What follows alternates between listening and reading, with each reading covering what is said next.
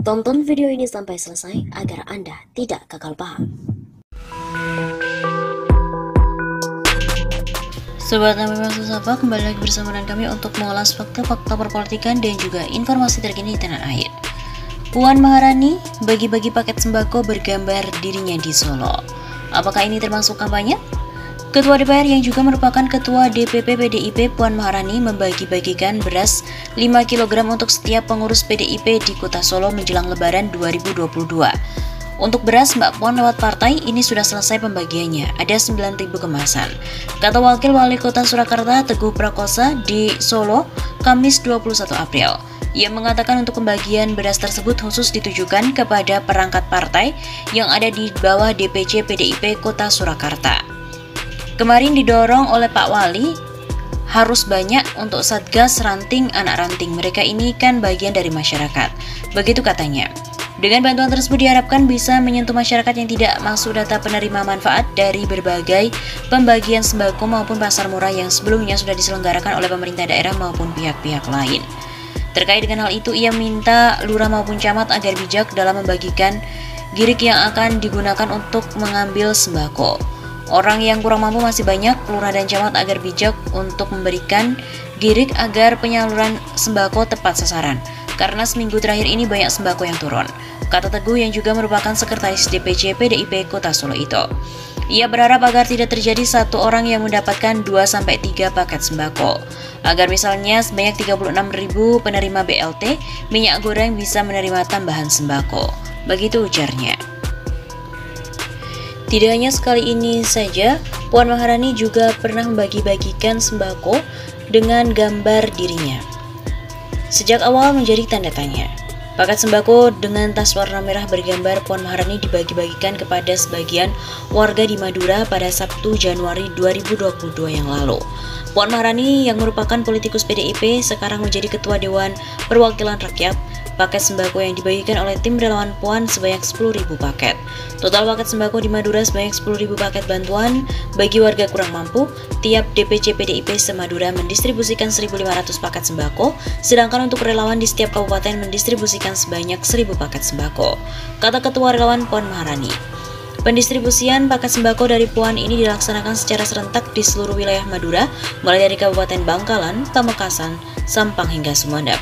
Relawan mengapresiasi Puan Maharani yang sudah memberikan bantuan kepada masyarakat kurang mampu di Madura, terutama yang tinggal di Pamekasan. Hal ini pun menjadi tanda tanya. Akhir tahun 2021 lalu terjadi polemik yang dipicu adanya surat edaran menyatakan anggota DPR fraksi PDIP wajib membagikan sembako yang dibungkus tas bergambar Puan Maharani kepada masyarakat di daerah pemilihan. Dalam surat edaran tersebut, tas bergambar Puan sudah dibagikan oleh Puan Maharani kepada anggota fraksi PDIP DPR.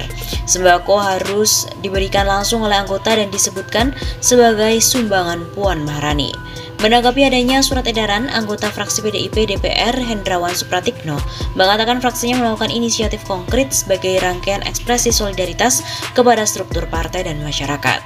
Adanya kewajiban membagikan sembako, kata Hendrawan, merupakan bagian dari program gotong royong berskala besar. Ini ekspresi solidaritas dan kepedulian fraksi kepada struktur partai dan masyarakat di akar rumput. Begitu kata Hendrawan. Hendrawan juga mengatakan kegiatan seperti itu sudah sering dilakukan oleh anggota fraksi. Kali ini dilakukan bersama-sama di masa reses. Dengan demikian harus dilakukan koordinasi yang rapih karena ada sejumlah anggota di dapil yang sama. Kami berharap efektivitas bantuan menjadi lebih baik dengan jangkauan yang lebih merata.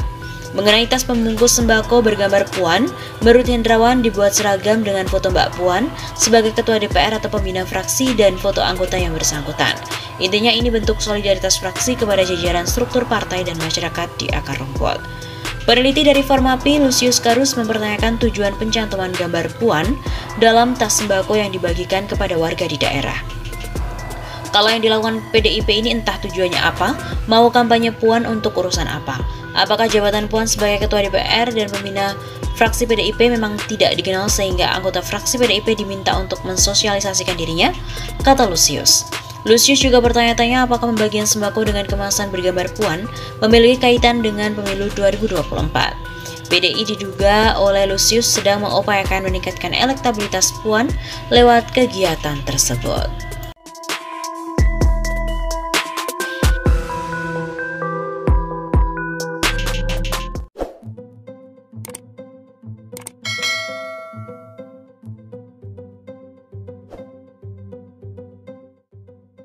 Wah, isu terpanas.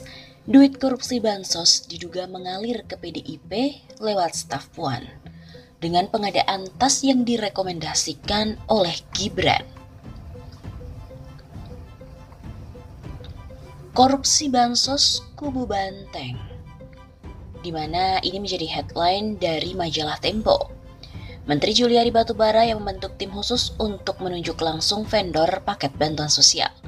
Tim ini juga menampung upeti dan mengerahkan vendor kepada supplier yang terafiliasi dengan PDIP. Menteri Juliari pun juga sempat menyebut nama putra presiden untuk pengadaan tas penampung bansos.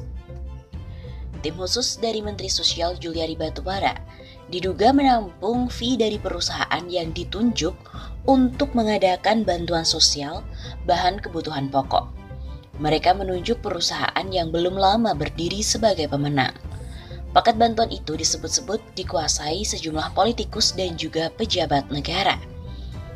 Duit suap itu disinyalir mengalir kepada calon kepala daerah dari PDIP. KPK yang telah menyita duit 14,5 miliar rupiah dalam OTT pejabat Kementerian Sosial pada Sabtu 5 Desember 2020. Pemberian fulus itu diduga bertujuan agar Juliari dan juga anak buahnya memilih perusahaan Ardian dan Hari sebagai vendor penyedia bansos di kawasan Jabodetabek.